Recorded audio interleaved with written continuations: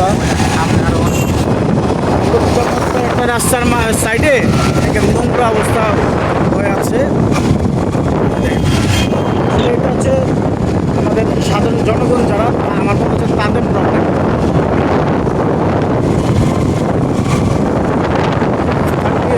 দেখেন কি একটা অবস্থা, নোংরা একটা অবস্থা, ঝিলমিল আবাসিক এলাকা।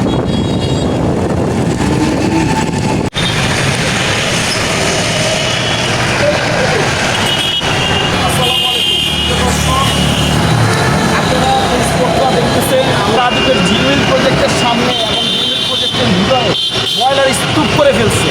এখানে প্রত্যেক দিন হাজার হাজার মানুষ, এটা হচ্ছে পদ্মা সেতু কানেক্টিং রোড, যেটা আমাদের বাবুবাজার থেকে এসে যাচ্ছে হচ্ছে পোস্তকলা ব্রিজের দিকে এবং বাবুবাজার থেকে এসে যাচ্ছে হচ্ছে পদ্মা সেতু। এখানে কিন্তু প্রতি মাসে টাকা উঠানো হচ্ছে ময়লার একটা ব্যবস্থাপনা করার জন্য। কেরানীগঞ্জ উপজেলায় 2টা বজ্র কমিটি আছে, উপকমিটি বানানো হয়েছে, একটা দক্ষিণ কেরানীগঞ্জ থানার জন্য, একটা কেরানীগঞ্জ মডেলের জন্য। আমরা আরও সামনে যাব, দেখবো ঝিলমিলের যে কর্তৃপক্ষ আছে রাজু কী ব্যবস্থা নিচ্ছে, তাদের এইটা কীভাবে তারা সংরক্ষণ করতেছে। চলেন আমরা একটু সামনে। আপনারা দেখেন রাস্তার উপরে স্তূপটা দেখেন, সম্পূর্ণ আমাদের দক্ষিণ কেরানীগঞ্জের যতগুলো বজ্র আসতেছে প্রত্যেক মাসে কিন্তু মাসোহারা তোলা হচ্ছে।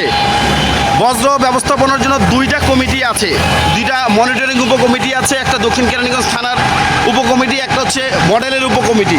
তারা এই বজ্র ব্যবস্থাপনা করার জন্য, ডাম্পিংয়ের জন্য কোনো ব্যবস্থা নিচ্ছে না। এইটা আমাদের যে রাস্তা আছে, প্রতিদিন হাজার হাজার মানুষ এই রাস্তা দিয়ে যাতায়াত করতেছে এবং এই যে স্পটটা আছে, এই যে দেখুন আপনারা অবস্থাটা দেখুন, রাস্তার উপরে তারা ময়লা এনে জাস্ট ফেলে দিচ্ছে এবং ওই যে আমার পিছনে যেটা আপনারা দেখতে পাচ্ছেন আগুন ধরা হচ্ছে।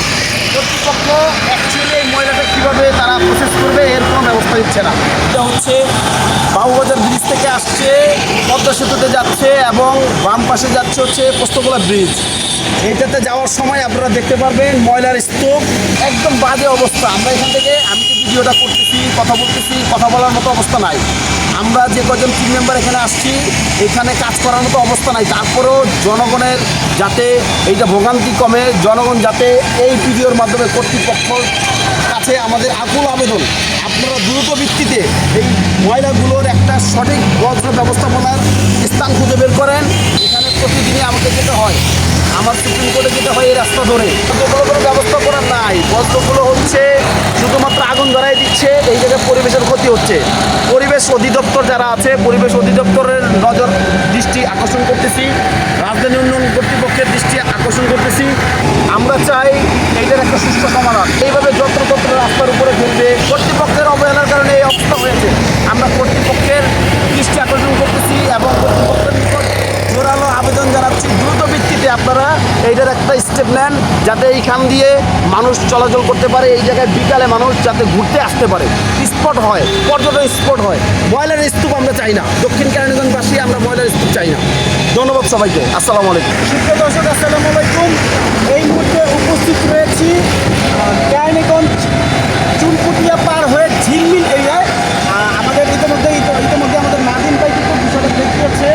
দেখে দেখেন ময়লার যে স্তূপগুলো নিয়ে কিন্তু নাদিম ভাই বেশ কিছুক্ষণ কথা বলেছে এবং আমিও পূর্বে ভিডিওগুলো নিয়েছি, সেগুলো আমি দেখানোর চেষ্টা করছি।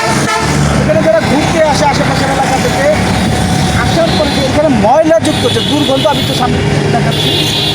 যদি আমার বলার কিছু নেই, যা কিছু বলার নাদিম ভাই বলে দিয়েছে। তো সংশ্লিষ্ট কর্তৃপক্ষের নিকট একটাই দাবি এবং জনগণেরও দাবি, সাধারণ যারা এখানে ঘুরতে আসে, যারা সাধারণ দেশের নাগরিক, তাদের একটাই দাবি যেন এই যে ময়লার স্তূপগুলো পরিবর্তনশীল করার জন্য ব্যবস্থা করে। অর্থাৎ পরিবর্তনশীল বলতে এগুলোর যে কোনো ওয়েতে যারা সংশ্লিষ্ট কর্তৃপক্ষ রয়েছেন তারা নিজ দায়িত্বে পরিবর্তন করার চেষ্টা করবেন।